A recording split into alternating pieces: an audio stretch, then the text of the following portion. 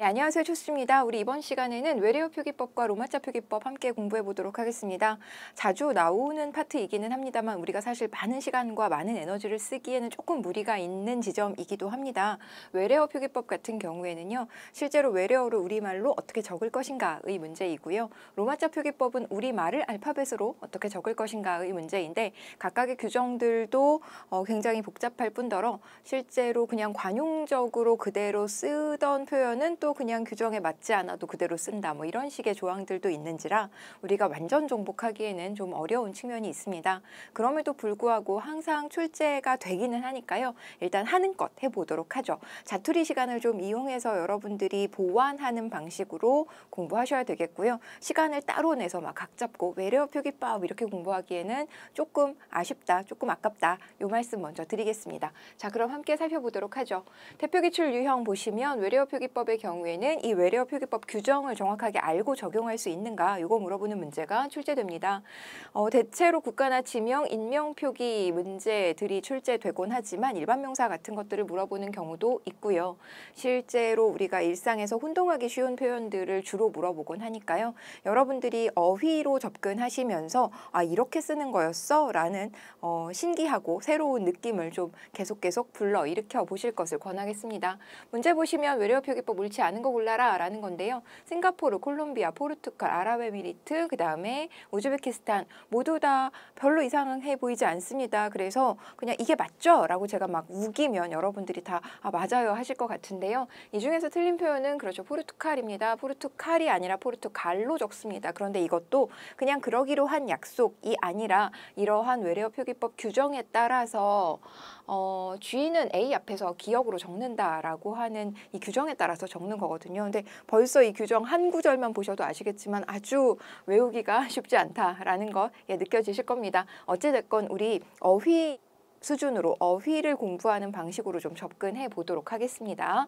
자, 그 다음에 로마자 표기법 같은 경우도 역시 이 로마자 표기법과 관련된 규정을 정확하게 알고 적용할 수 있는가 이거 물어보는 문제, 그리고 실제로 이러한 원칙들을 정확하게 알았을 때 우리가 그동안 잘못 쓰고 있던 것들을 정확하게 고칠 수 있는가 이거 물어보는 문제들이 출제된다라는 것 확인하시면 되겠고요.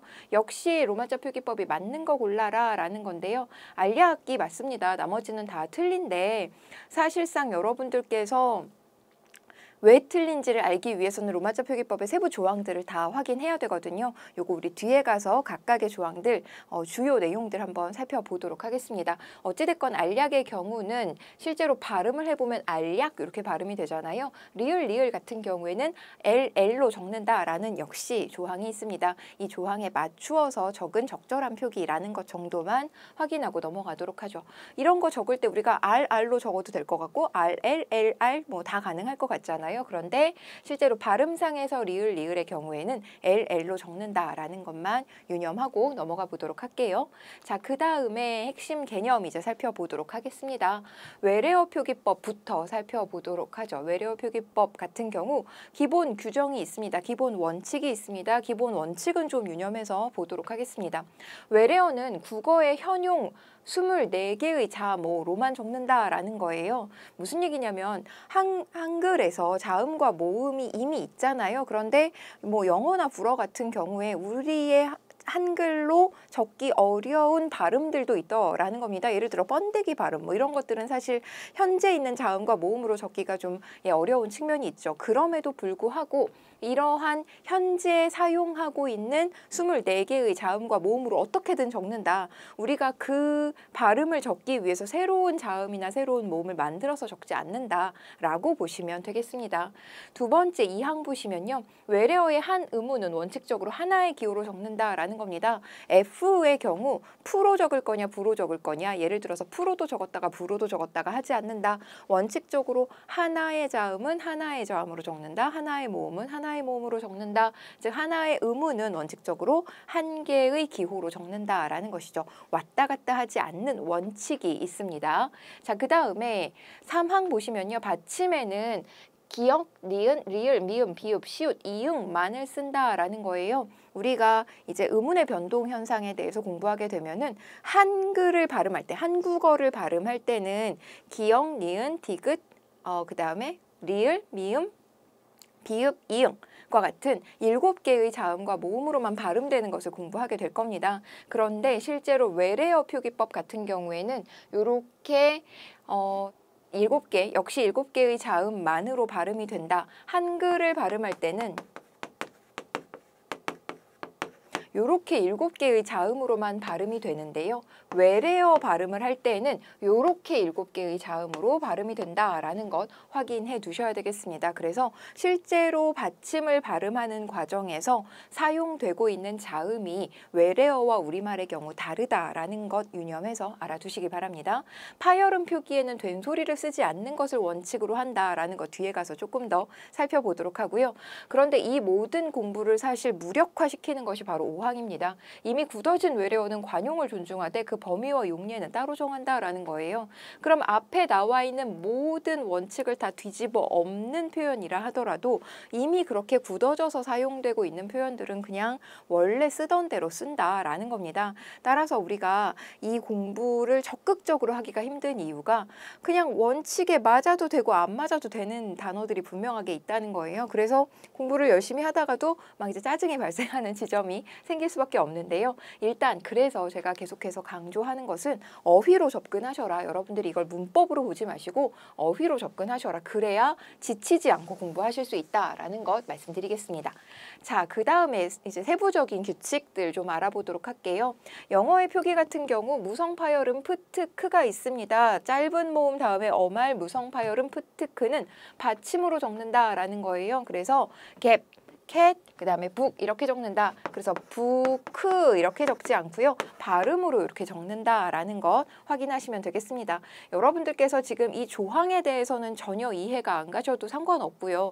그냥 모르셔도 무리가 없습니다. 다만 이렇게 적을 수 있으면 되거든요. 여러분들이 실제로 외래어를 표기할 때 이렇게 적을 수 있는지만 비판적으로 검토하시면 되겠고요. 이 조항들에 준해서 어떤 조항 때문에 이렇게 적는 거야? 이런 식의 질문은 나오지 않으니까 정확한 표기만 알아두셔라. 익숙하게만 만들어 두셔라 라는 것 다시 강조합니다.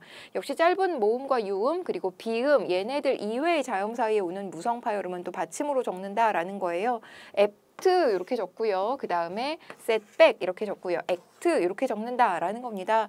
그래서 여러분들께서 부크 이렇게 적진 않지만 액트 이렇게는 적는다라는 것.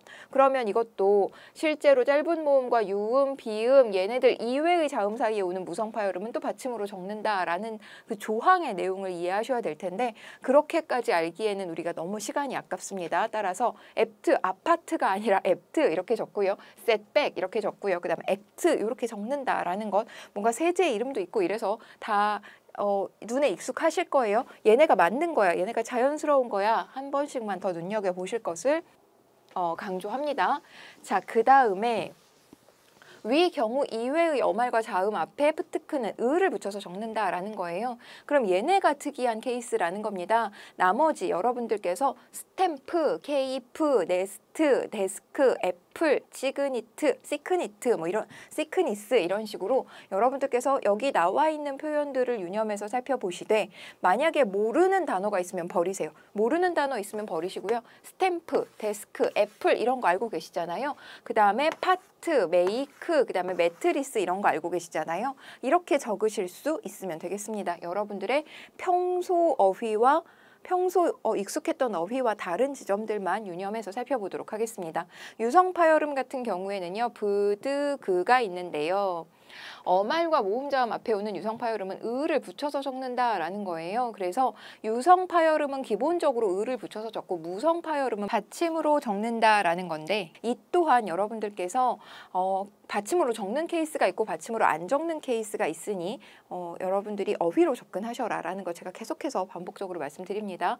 벌브, 랜드, 지그재그, 로브스터 자주 나오는 표현입니다. 우리가 흔히 랍스터라고 잘못 알고 있는 경우가 많죠. 그래서 로브스터 이렇게 내가 알고 있던 애랑 다르네 이렇게 눈에 띄는 단어들 유념해서 살펴보실 것 권합니다.